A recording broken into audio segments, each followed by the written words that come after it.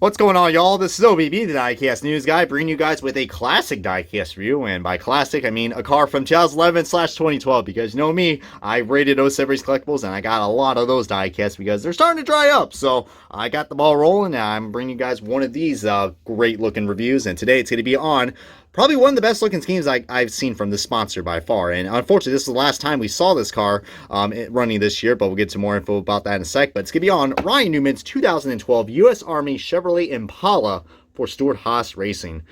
What a beautiful looking diecast, guys. I mean, this is back when Stewart-Haas Racing was still trying to, figure, I mean, it was still kind of the early period of Stewart-Haas Racing before they became dominant. I mean, I understand they just won a championship in 2011, and then 2012 was, the year of the reigning champion, Tony Stewart, and car owner as well. But yeah, guys, back when they had 3 cars instead of the 4 that we know now, I mean, my God, especially the 39, man. I absolutely miss the 39. Wish they bring that back, but I mean, it is what it is.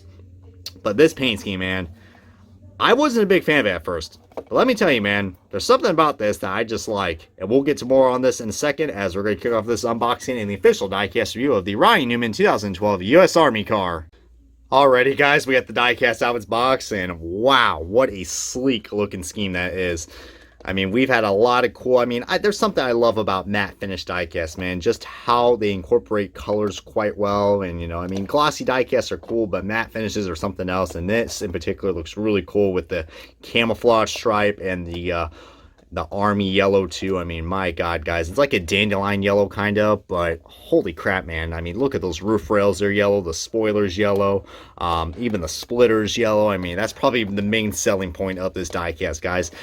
They also did make the Spin Master version of this car as well, but the Spin Master cars, I mean, they did all right with the Gen 6 cars, but they're Gen 5 cars, man, from 2011 and 2012. They were very bulky, and I wasn't really a big fan of, so, I mean, that's why I probably prefer the Lionel ones. Probably the first time I ever said Lionel. I prefer the Lionel cars than the NASCAR Authentics cars, but there was a different company that made NASCAR Authentics, and, I mean, heck, Spin Master had their ups and downs, but that wasn't the best, and I waited very long to gain this diecast. I almost got it for Spin Master, but I wasn't a big fan of their body styles. But finally got this in my hands, guys, and I gotta thank O-Series Collectibles for helping me out on this because, my God, I probably would not find this car ever again because I think this car is starting to dry up along with all the other Army cars, especially this 2009 one, man, with the custom box. Holy moly, man. Yeah, man, if you guys remember this car and this sponsor and the number, Ryan Newman, man. First drove this car in 2009 after leaving Penske in 2008 after winning the Daytona 500 in that year. No, wait, was it 2000? Oh, yeah, it was 2008. Okay, I was thinking something else. Sorry. Might have a big forehead, but sometimes I do got to recalculate what I have to say. But yeah, guys, this is such an awesome looking diecast, guys, with the U.S. Army sponsorship and the camouflage. It's very simple, but I like it, especially that they added that racing stripe too. I mean, it combines 2 great things I like. The Army and the race cars. I mean, if you guys have not seen our Mark Martin U.S. Army review, I mean, that kind of gets into more details of why I love the Army cars. But long story short, I just, my dad served for 14 years in the U.S. Army, and I grew up as a military brat, as, they called it on base. I traveled a lot. I didn't really make that much friends because of my constant moving. I mean, but yeah, and also I was born in Fort Campbell, Kentucky as well, so I'm not actually from New York, but yeah, so that's pretty cool. So I just have a nice soft spot for the U.S. Army cars. I don't care what the driver is. As soon as I see an Army car, I just have to get it. I mean, my God, I got to go and hunt me down some Nemechek 01 cars because that's another cool looking one. And Mark Martin's 01 car as well. Just love the U.S. Army cars. Love them a lot, but this one in particular is probably one of my favorites. Newman did not won in this year with the U.S. Army car, but I do remember he won one time in the U.S. Army sponsorship, and that was in 2011. And ironically, the track I was just recently at, New Hampshire. I remember that race in 2011. Newman, man, started on the pole, and he dominated that race. So that was pretty cool. We saw the U.S. Army car went into victory lane since, I don't know, I mean, heck, I think Nemechek grabbed some wins in the U.S. Army car, if I'm not mistaken. Mark Martin almost did at the 2007 Daytona 500, but we don't want to talk about that. I think Newman also finished second at the Co 600 in 2009. But yeah, Newman has been very consistent with his run at Stewart-Haas. I mean, he at least picked up at least 1 win every single season besides 2009, which was pretty cool. So he remained pretty consistent, and he's still got some in him left. Even after recovering from that horrific injury, which I don't really want to talk about, but we all know what happened at the 2020 Daytona 500. Just, my God, Newman's one tough SOB, I will say that. And if he could pull off one more victory before he hangs up the helmet, that'd be pretty damn cool. But I just love this U.S. Army car, man. Just look at that with just, I think the yellow and the camouflage. I mean, the camouflage, it's not really overdoing it, guys, like they did in the 2011 one. I mean, don't get me wrong, the 2011 one looked nice with the waves, but, I mean, this just cleaned up so much better. I think there was, just the waves didn't really work out well in 2011. I mean, the camo was cool, but just not a big fan of the waves.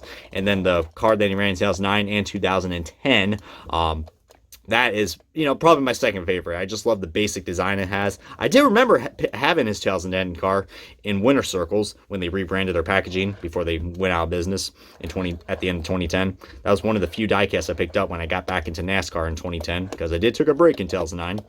But really cool. Look at that. Even this whole splitter, guys, is colored in this yellow, which is pretty damn nice.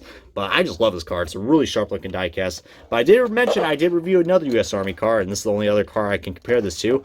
It's Mark Martin's 2008 U.S. Army car. So pretty cool. As you see right there, I mean, there's a lot more of a darker outline where the Army logo is. But still is pretty cool, man. I mean, you can clearly see the differences in the finish with the matte finish and the glossy finish on the Platinum car.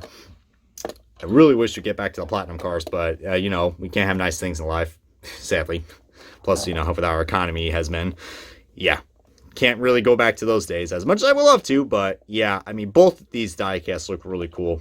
I definitely recommend getting both of them. But I don't know, man, if you guys really love sharp-looking paint schemes, I encourage you guys picking up this U.S. Army one, because it's starting to dry up, and it's starting to get a little rare. And I only paid for like $5 or $6 at this car. I think this was not the only car they had left, guys. I think they had his Tornadoes car as well, which I might pick that up because I remember a lot of OG diecast reviews reviewing not only this car, but the Tornadoes car. I'll probably pick that car up next because I think he did one in that scheme, I think one time in his career. But pretty dang cool, man. But all I can say is that, I mean, comment below if you guys have a soft spot for the U.S. Army cars as well. I mean, come on, I can't be the only one. It's a shame we only have one military branch sponsor left in NASCAR and in IndyCar, which is the U.S. Air Force. Well, now we got the U.S. Space Force with IndyCar, so that's pretty damn cool. Maybe we get a Space Force car for NASCAR, but I miss the military sponsorships, and I really wish U.S. Army could return. That'd be pretty cool. But that's all I got to say about this diecast. This is going to wrap up the diecast review of the Ryan Newman 2012 U.S. Army Chevrolet Impala for Stewart-Haas Racing. If you guys enjoyed this diecast review along with other NASCAR diecast reviews, feel free to comment, like, and subscribe. And this has been OBB. I will catch you guys next time on another diecast review.